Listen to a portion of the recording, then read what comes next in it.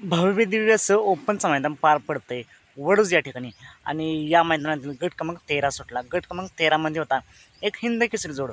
बैलगाडी क्षेत्रात ज्याला चटणी भाकरीचं पैलवान म्हणून ओळख आहे असा चटणी भाकरीचं पैलवान घरणिकीचा राजा आणि त्याला साथ दिली 1 BHK फ्लॅटचा मानकरी कळंबेचा शंभू. मित्रांनो, आज हा हिंद केसरी जोड बऱ्याच दिवसानंतर एकत्र आला आहे आणि नक्कीच गाडी तुफान स्पीड लागली.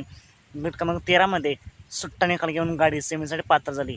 मित्रांनो, घरणिकेचा राजा बरेच दिवस झाले गुलालासाठी संघर्ष करतोय. आज तरी राजाला गुलाल भेटेल का? कळंबेचा शंभू त्याला साथ देईल का? एक नंबरचे मानकरी होतील का? कमेंट करून नक्कीच सांगा.